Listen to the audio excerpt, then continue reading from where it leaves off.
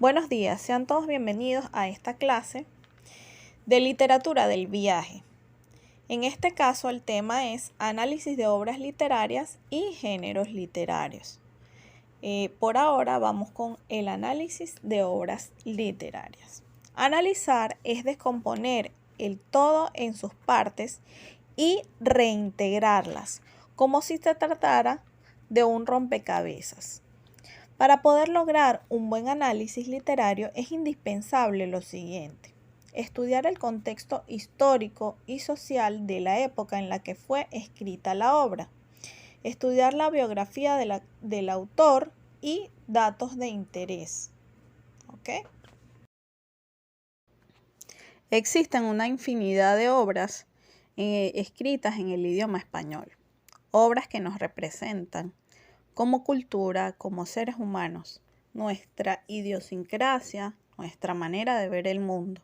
Sin embargo, he seleccionado 3 que me parecieron muy importantes en vista de que el tiempo apremia y no me es posible manifestarles todas y cada una de las obras. El contexto histórico. ¿Por qué es importante estudiar el contexto histórico de una obra literaria? Bueno, tan sencillo como que es una realidad que los autores van a reflejar, expresar en la obra cómo era ese contexto histórico del país que habitaban y del mundo en ese momento. Entonces es importante por esa razón. El siguiente punto es el contexto social. ¿Por qué será importante tomar en cuenta el contexto social? No solo histórico, sino el social también. Vuelvo y repito, porque el autor va a reflejar en su obra como si se tratara de un espejo en el cual él observa la época y la sociedad. Vamos a explicarlo con un ejemplo. Si yo estoy en una sociedad clasicista que busca la perfección y está llena de restricciones, de normas estrictas, por decirlo de alguna manera, entonces la obra literaria va a reflejar eso, ¿no? Pero también puede que sea una obra en modo de protesta a la sociedad de ese tiempo. Entonces, si yo estudio cuál es su contexto social e histórico y el cómo está escrita la obra, voy a deducir cuál es la intención del autor. Si la obra es de crítica social, de protesta, o si por el contrario es una obra que muestra satisfacción con el entorno del momento en el que fue escrita. Biografía del autor. Ustedes dirán, profe, ¿y por qué es necesario conocer la biografía del autor? ¿Qué tiene que ver eso con el análisis literario? Bueno, recordemos que nosotros como personas, como seres humanos, vamos a reflejar una parte de lo que somos en las cosas que hacemos, ¿ok? Y una de esas cosas que podemos hacer en el caso de ser escritores es una obra literaria. Está confirmado científicamente y desde el punto de vista del análisis literario que según sea la personalidad y las experiencias del autor, así va a ser su texto, su obra literaria. Me explico con un ejemplo. Charles Baudelaire tuvo una vida un poco difícil, algo dura, y sus escritos son lúgubres, son un poquito distintos a lo comúnmente conocidos. Se ha estudiado la vida de ese ser, de escritores de gran talla, como Edgar Allan Poe, y se ha visto que han tenido vidas difíciles, un poco trágicas, para decirlo de alguna manera. Y sus obras también lo reflejan. Son vidas donde, bueno, muchos de ellos quisieron quitarse la vida y así. Entonces, esos textos reflejan esos momentos, esas experiencias, esas vivencias duras que les tocó experimentar a estos escritores. Cuando vemos su biografía, entendemos por qué escriben como escriben. Sin embargo, también hay casos donde, pese a las circunstancias difíciles de la vida, la personalidad del escritor tiene resiliencia. ¿Qué es eso de resiliencia, profesora? Bueno, es esa capacidad de superar las adversidades y de crecer como ser humano a pesar de las dificultades, ¿ok? Como es el caso de Miguel de Cervantes, pero no voy a profundizar por ahora, que más adelante lo veremos. También existen casos en donde la vida del autor es menos sufrida y un tanto más amena, no por recursos económicos, sino por estar llena del amor, ya sea de su familia, de su pareja o de ambos. Como es el caso del escritor andino y poeta además, Ramón Palomares. El Popol Vuh. ¿Qué les puedo decir de esta joya literaria? Es considerado como el más rico legado de la cultura maya quiché. Constituye un complejo de elementos culturales que abarcan aspectos cosmogónicos, teológicos, mitológicos, históricos, sociales, astronómicos y etnográficos. Por esta razón, esta obra literaria es una de las más completas que un pueblo primitivo haya realizado, incluyendo el Génesis bíblico sobre la creación y formación del mundo, tomando en cuenta los aspectos mencionados. Les voy a comentar de forma breve sus características más resaltantes. En el aspecto religioso, el sentido religioso del Popol Vuh se manifiesta lo siguiente. En lo cosmogónico, el texto nos presenta de forma sucesiva todo el proceso de creación del universo, en etapas ordenadas: el cielo, la tierra, los montes, los valles, animales y el hombre. En lo teogónico se nos presenta el origen y formación de los dioses, desde el punto de vista de su jerarquización, ubicación, nombres y su integración a un sistema de divinidades vinculadas a elementos de la naturaleza, como lo son el sol, el agua, el día, la noche, siempre presentados en una concepción dual. En lo teológico nos detalla la religión maya politeísta, con sus creencias, ritos, adoraciones, sacrificios, preceptos, ofrendas, danzas, dentro de una concepción religiosa dualista. Es decir, hay dioses del bien y dioses del mal, los que aseguran la fertilidad y los que siembran el caos, la muerte y la esterilidad. Circunstancia que genera luchas y combate entre las divinidades, lo que se ha denominado la gesta de los dioses. Desde el punto de vista mitológico, el Popol Vuh presenta una explicación de los hechos naturales por medio de relatos míticos, más que históricos. A través de los mitos se interpretan en forma pseudocientífica fenómenos naturales como el movimiento de los astros, el trueno y ciertos hechos de la vida agrícola. La creación de los animales como intento de un ser que alabará y adorará a los creadores. Permite explicarnos que hay una etapa histórica en la que el hombre no poseía verbo, vivía en cavernas, era cazador para el género masculino y recolector para el género femenino. Hay una etapa además en la que no se cultivaba la tierra. Si hacemos referencia al hombre de barro, luego fue avanzando poco a poco y utilizaba la tierra no solo para el cultivo, sino para los usos de alfarería y el arte rudimentario.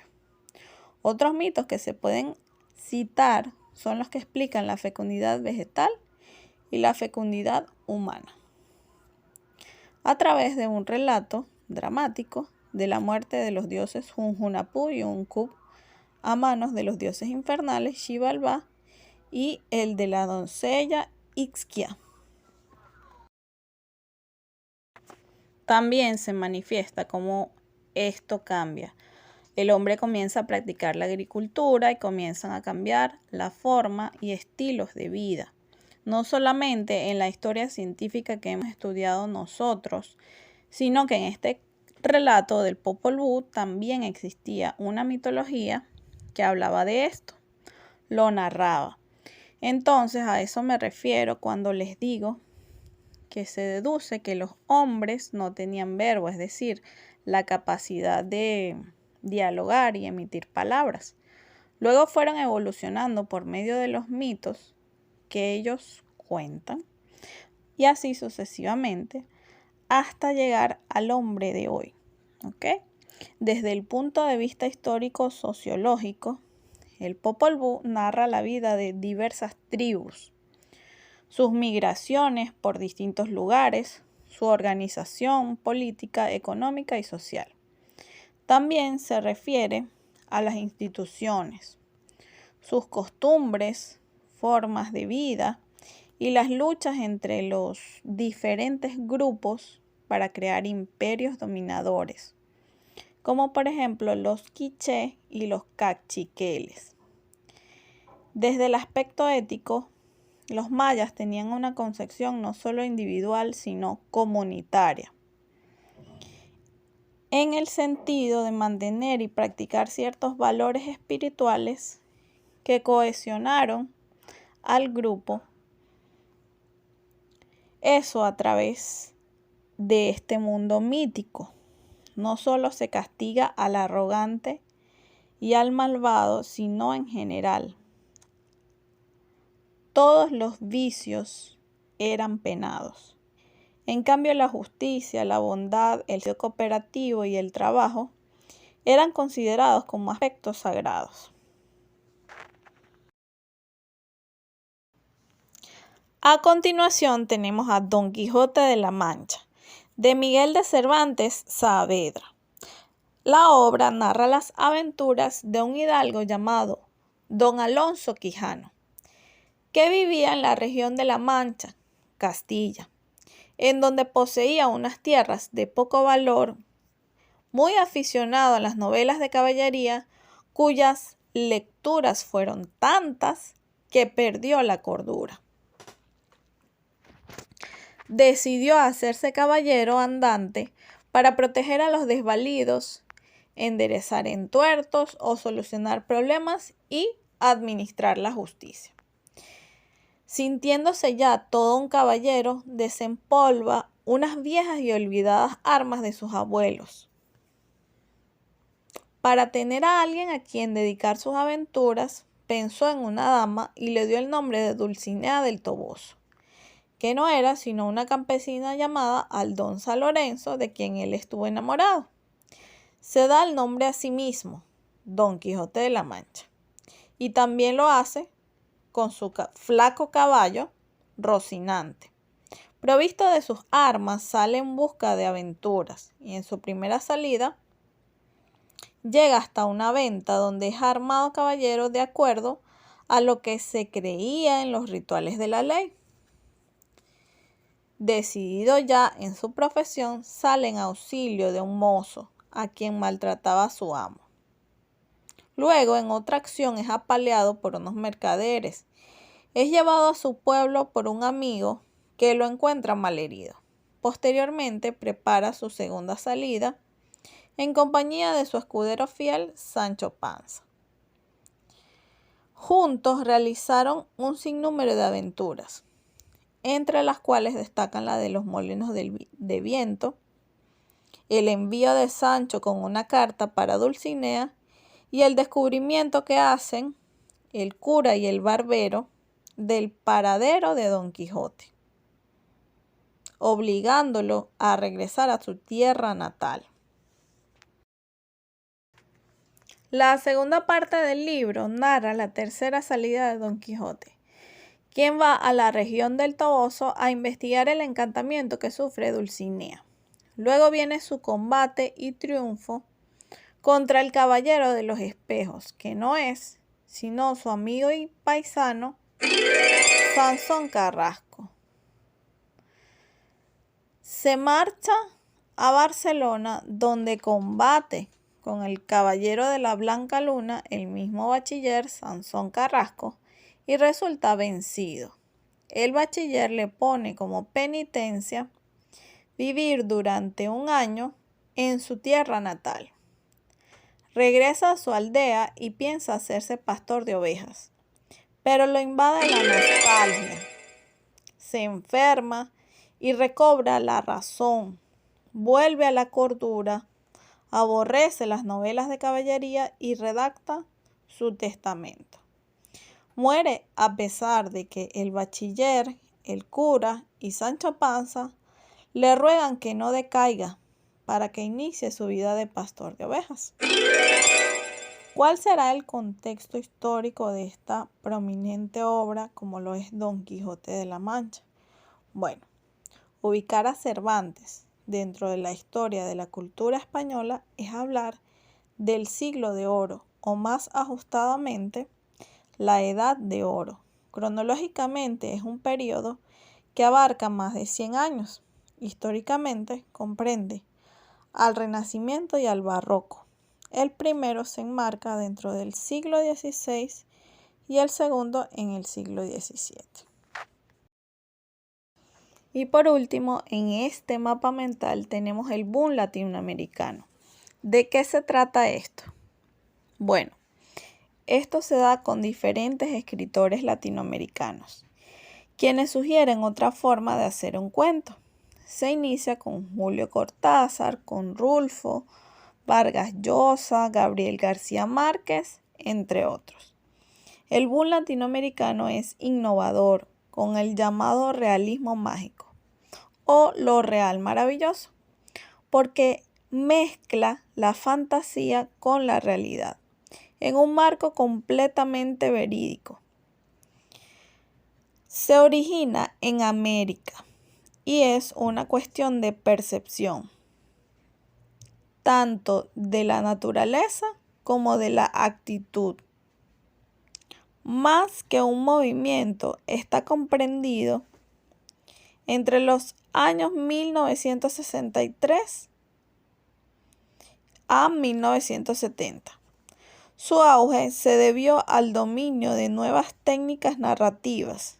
El realismo mágico predominante en el boom combina lo mítico, lo real y lo simbólico. Es decir, por un lado aborda lo real y cotidiano y por el otro lo insólito y lo fantástico. Es la mezcla del paisaje natural, las costumbres, tradiciones y ritos de las culturas prehispánicas, con las supersticiones, leyendas y fantasías emanadas del pueblo. El producto de esto es, pues, una combinación de la realidad con la fantasía, o lo real maravilloso. Esto es contado por el narrador con la misma naturalidad o espontaneidad con que cuenta cualquier otra cosa o historia. Es un juego con el espacio, el tiempo y con las diferentes perspectivas de narración, con el lenguaje.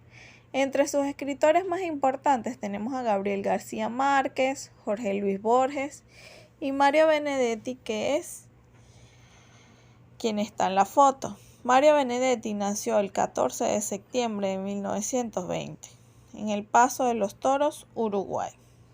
Ha incursionado en la mayoría de los géneros literarios, sobresaliendo en la narrativa. Su técnica consiste en el realismo descriptivo, psicológico y sociológico. Hace permanentemente un análisis de estos aspectos y su poesía hace un ritmo interior muy marcado, fácil de ser musicalizada. Ha sido interpretada en la voz de algunos cantantes porque en su sencillez reside la fuerza expresiva.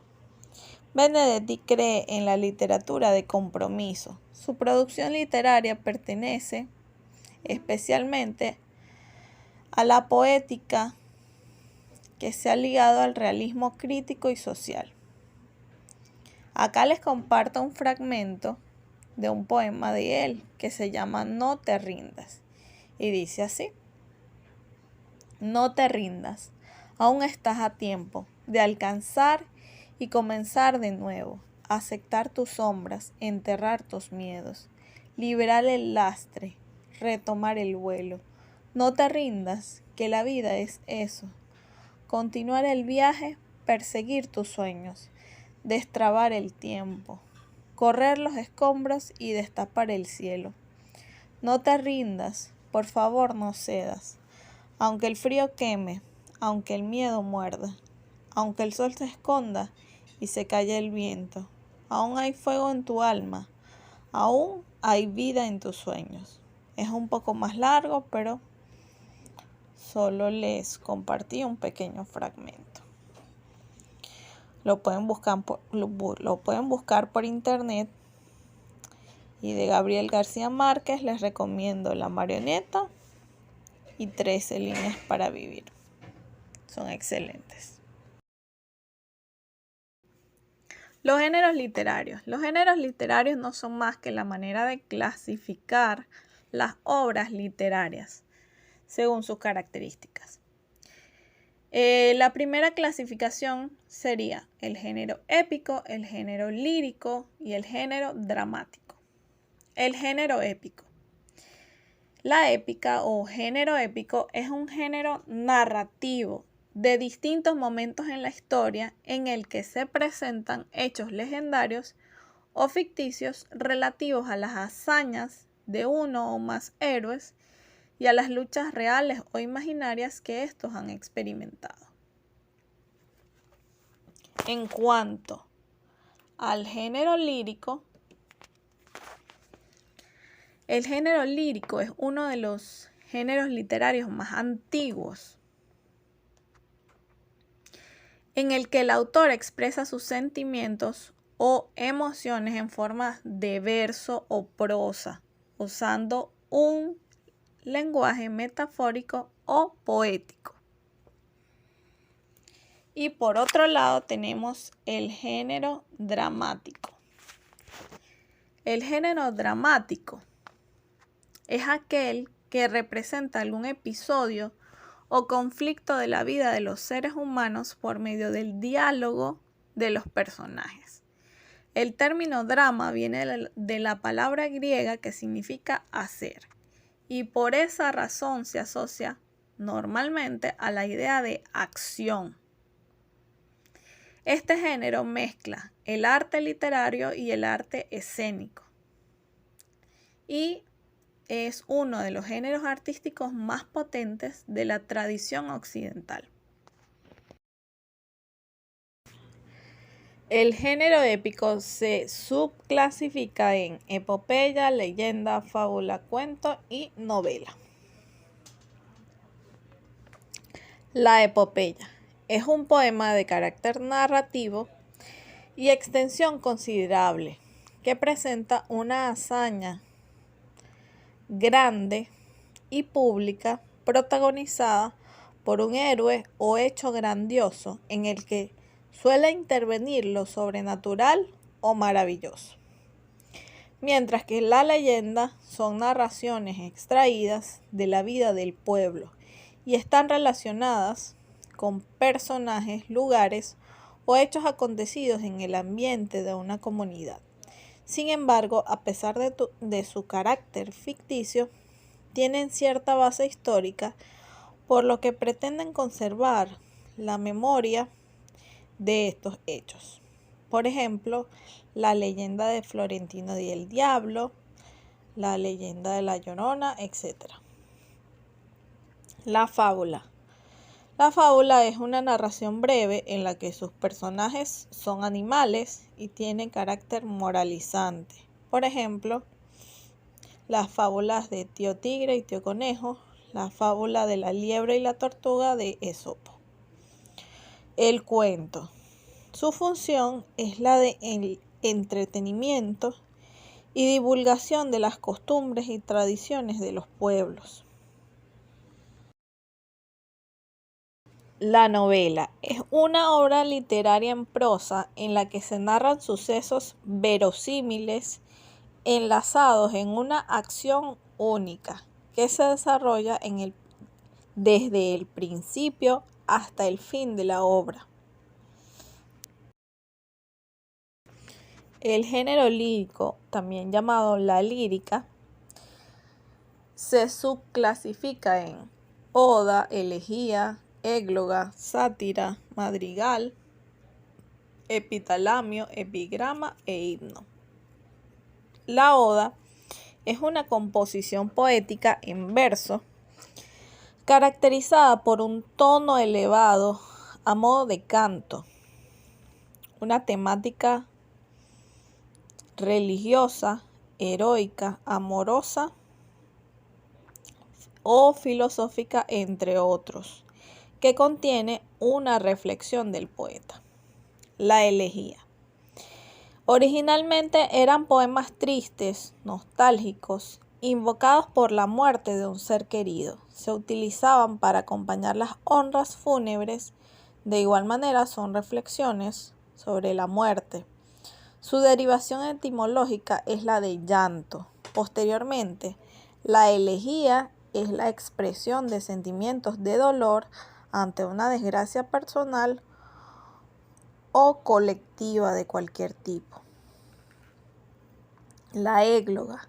La égloga es un poema de temática pastoril, en donde se combina la belleza del paisaje con los amores de los campesinos. La sátira. Las sátiras son composiciones poéticas breves, alusivas a los vicios individuales o colectivos de la sociedad.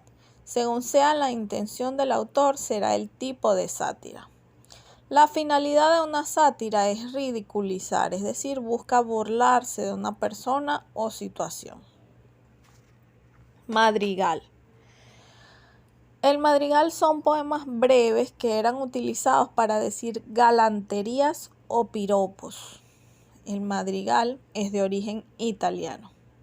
Un ejemplo de madrigal puede ser este. Por tus ojos verdes yo me perdería, sirena de aquellas que Ulises sagaz amaba y temía. Por tus ojos verdes yo me perdería. Por tus ojos verdes tan llenos de paz, misteriosos como la esperanza mía. Por tus ojos verdes, conjuro eficaz, yo me salvaría. Ese es un fragmento de un poema de Amado Nervo, un poeta mexicano modernista. El epitalamio es un poema para ser cantado en las bodas. El epigrama es un poema breve de carácter satírico, moral o cómico. Antiguamente se le utilizaba en los epitafios. Posteriormente se le referiría a todo tipo de asuntos. El himno son cantos que expresan sentimientos hacia la patria, hacia el deporte. Generalmente en la antigüedad eran utilizados en honor a Apolo, al dios Baco y en honor a todos los dioses. También se refiere a los cantos litúrgicos. Actualmente el himno es una composición lírica cuyo tema se centra en la hazaña de un personaje histórico o en la grandeza de una nación. El género dramático se subdivide en tragedia, comedia, drama, farsa, sainete, ópera, zarzuela, acto sacramental y entremés. Comenzamos con la tragedia. La tragedia es una obra de carácter pasional, con un desenlace funesto. El personaje principal no tiene alternativa de salvación.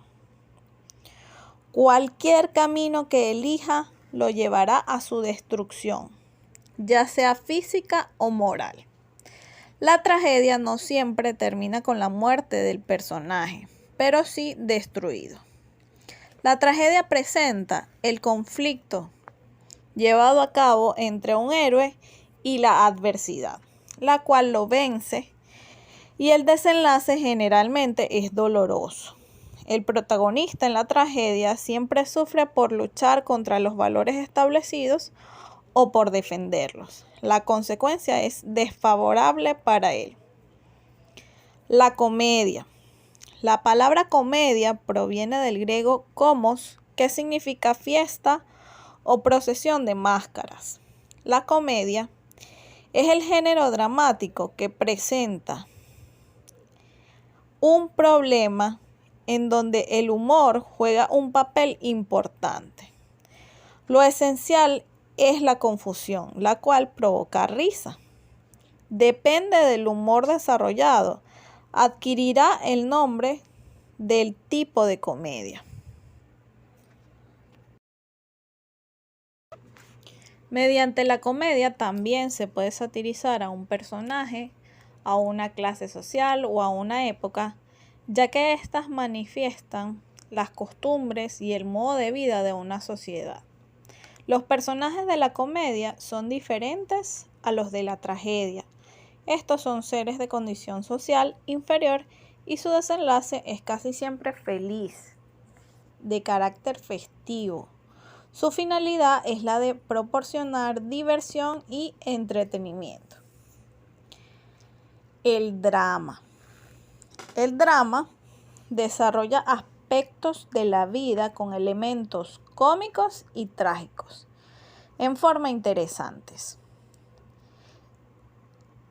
Es el que más se acerca a la realidad, en la cual no todo es triste ni todo es alegre, sino una combinación de los dos. Su final puede ser desgraciado. Por ejemplo, las obras de Shakespeare, Romeo y Julieta, Otelo. Bueno, continuamos con la farsa. La farsa es una obra dramática de carácter satírico, en la que la caracterización de los personajes es de forma exagerada para relevar la intención satírica. Su finalidad es entretener y hacer reír al público. El sainete. El sainete es una pequeña pieza teatral de un solo acto en la que se representan las costumbres, el habla y el habla popular. Es de tono jocoso para ridiculizar. La ópera. Es una obra dramática cantada totalmente por sus personajes. El diálogo de su argumento lo conocemos a través del canto. En ella se mezclan la poesía y la música. La zarzuela es una obra que refleja las costumbres populares y es una combinación del canto con la recitación. El acto sacramental es una obra dramática de breve extensión en verso, desarrollada en un acto, cuyo argumento se basa en el misterio de la Eucaristía. Sus personajes son simbólicos o abstractos, tales como el pecado y la justicia. El entremés es una obra corta en un solo acto de carácter cómico y popular. El entremés, además, solía representarse en los entreactos de las comedias en el Siglo de Oro. Es importante el análisis de los valores extraídos, es decir, el doble contexto en una obra literaria. Son los conceptos elementales que se hallan en el pensamiento del autor. Están implícitos y el lector debe inferirlos, pero también se da el caso opuesto, es decir, los antivalores. Estos señalan las características de una sociedad en decadencia o en crisis moral. Los métodos de análisis. La obra literaria se compone de contenido y forma, elementos que integran la estructura de una obra, llámese cuento, novela, etc. El contenido está determinado por el conjunto de hechos o situaciones comprendidos en el desarrollo de la obra, y la forma por la manera como está realizado el contenido, cómo se cuenta o cómo se redacta. La forma es el esqueleto, el armazón en el cual se haya distribuido el contenido. Fondo y forma están íntimamente relacionados y su separación solo se hace por cuestiones didácticas. El análisis de un texto consiste en definir los procedimientos de evaluación del mismo, incluyendo el estilo del autor. No es suficiente clasificar la obra, su género y la corriente a la que pertenece, las figuras literarias o a qué época corresponde, sino de qué manera esas figuras literarias aportan significación al texto. Así como no basta investigar la vida del autor, sino cómo esa influencia se ve reflejada en la obra. Por consiguiente, hay diferentes métodos de análisis de un cuento. Los que están en esta lámina son específicamente para analizar cuentos. Mencionaré algunos de ellos de manera general, solo para tener conocimiento de ellos. El estructuralismo. El estructuralismo es una corriente cultural que se origina básicamente en el ambiente de la lingüística y la sociología, en las primeras décadas del siglo XX. Es un sistema de análisis y un método. Fue fundado por el Círculo Lingüístico de Praga y este basó sus principios en los planteamientos de Saussure. La palabra estructura proviene del latín struere, que significa construir, ordenar. Su uso fue exclusivamente dentro del ámbito de la arquitectura. Sin embargo, después llegó a utilizarse en lingüística. Su estructura, la estructura, es el conjunto de los elementos interrelacionados que forman un sistema. Las características del estructuralismo. Es un método abierto y no necesariamente una doctrina. Parte de la totalidad del conjunto, pero divide los niveles y los elementos. Es objetivo porque se limita a la observación precisa de los elementos. Es funcional porque le interesan las funciones de los elementos y cómo estos influyen en el sistema o conjunto. Es inmanente porque todo se basa en el objeto analizado. Es parte inherente a su esencia. Es distributivo porque en el momento del análisis ubica a los elementos en su nivel determinado y en sus funciones propias. Es integral porque analiza los elementos en función de la totalidad.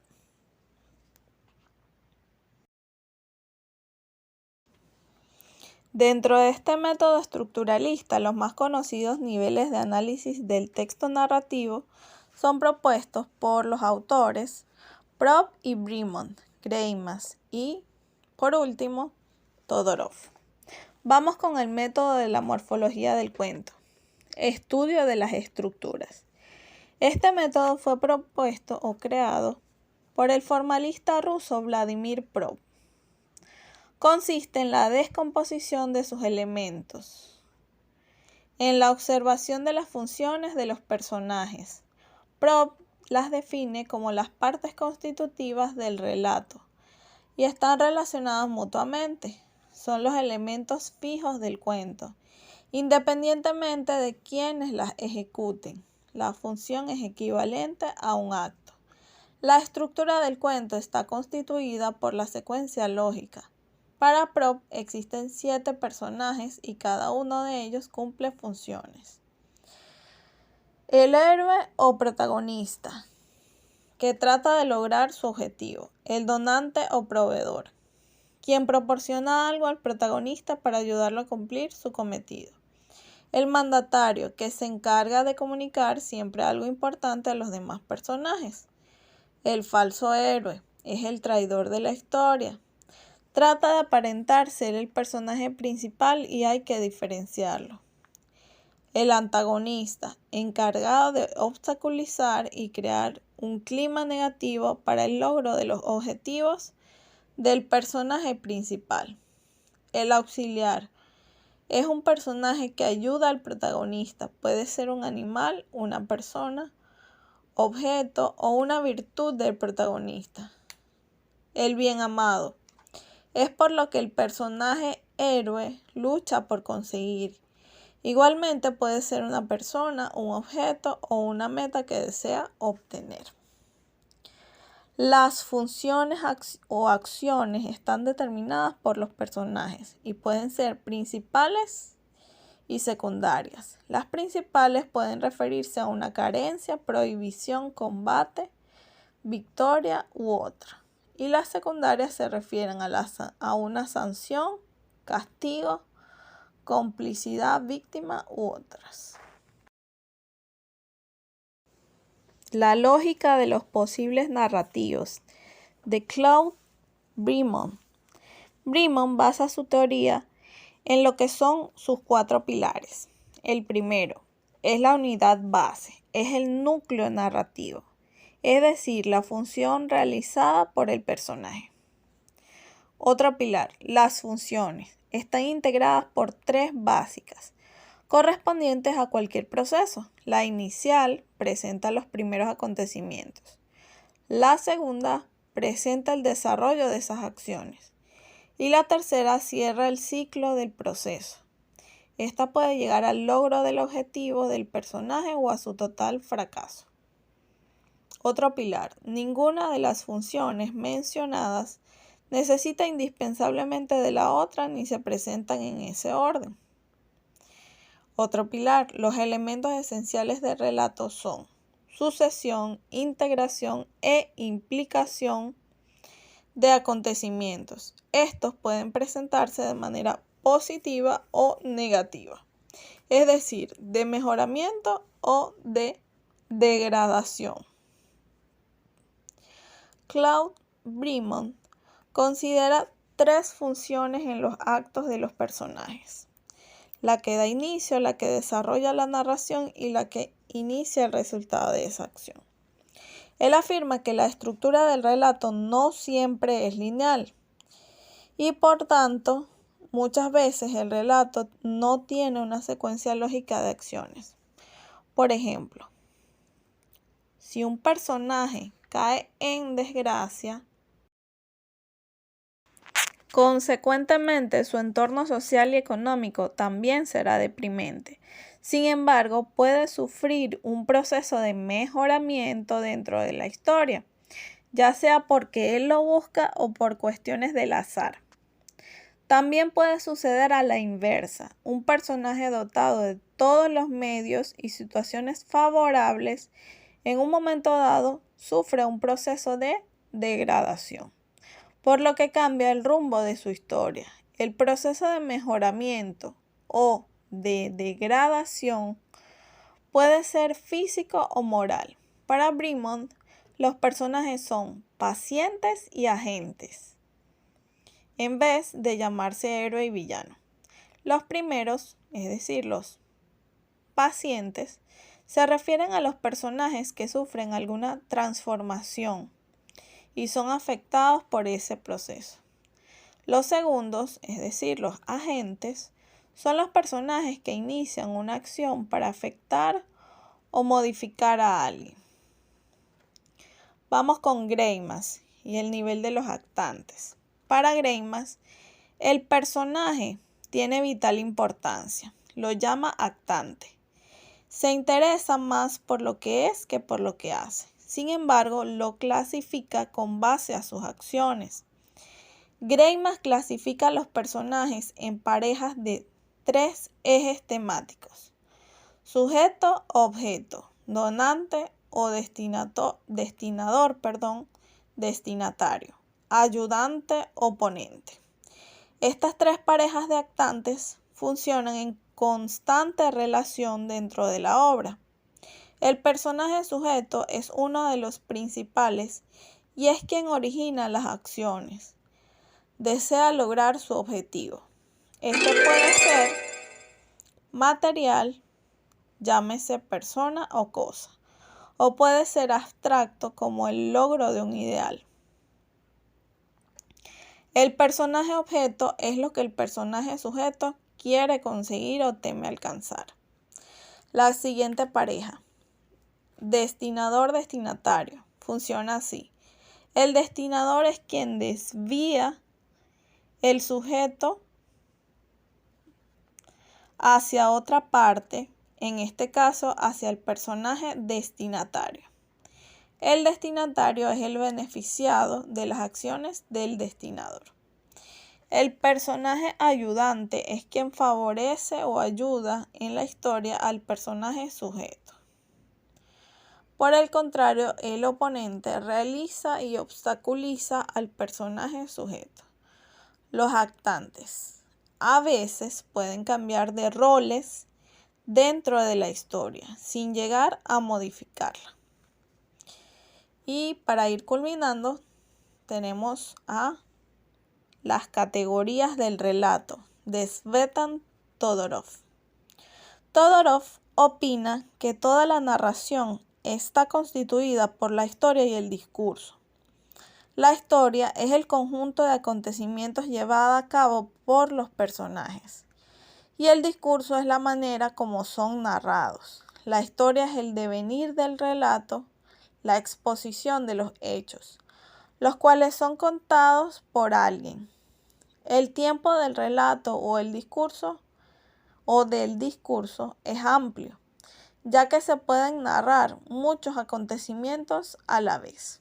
Para Todorov, un relato puede ser leído y entretenido siempre y cuando las consecuencias tengan una relación lógica, es decir, unidas entre sí. Una secuencia se inicia cuando no hay un antecedente previo a esta. De igual manera se cierra cuando ya no va a existir otra consecuencia. Puede darse el caso de que una secuencia que cierra de lugar a otra abra a un nuevo ciclo narrativo. Toda secuencia da nombre a una función en el desarrollo del relato. Mientras que los métodos que les presenté en la diapositiva anterior son básicamente para los cuentos, estos métodos sí se prestan para otro tipo de textos. Bueno, la literatura, como toda ciencia, requiere de un método que la analice, que le dé recursos y elementos que le van a ayudar con esa tarea. Dichos requisitos son lo que se conoce como métodos de análisis literario. Los métodos de análisis literario son las estrategias que se emprenden para realizar el análisis de un texto.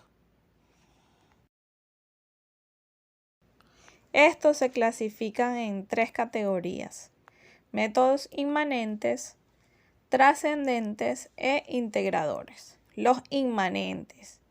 En ellos se pretende extraer conclusiones del mismo texto o grupo de textos, parte de su composición lingüística.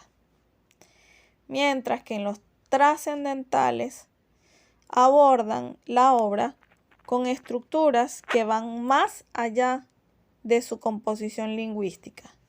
Sale del texto mismo, tiene elementos extratextuales. Y en los integradores se aborda el texto integrando la enunciación y datos del entorno, por ejemplo, la sociedad, la cultura y lo simbólico. La estilística es el método que se caracteriza por abordar el estilo o especialmente la elaboración del texto a partir de las estrategias lingüísticas. Estas estructuras son empleadas para obtener la atención del receptor. Busca analizar los registros lingüísticos. Mientras que la crítica formal o estructural es el método que considera el texto como un objetivo fundamental. Se interesa en la forma y en el fondo. Es el método de análisis que considera el texto literario como un sistema autónomo de dependencia interna. Aborda el análisis de un texto a partir de sí mismo para interpretarlo.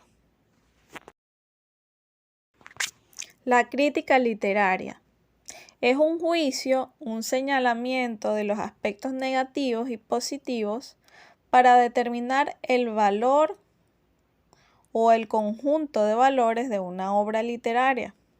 Por ejemplo, si tiene un valor moral, valor literario, valor científico, valor artístico, político, lingüístico, valor económico, valor social, filosófico, religioso, histórico o ético.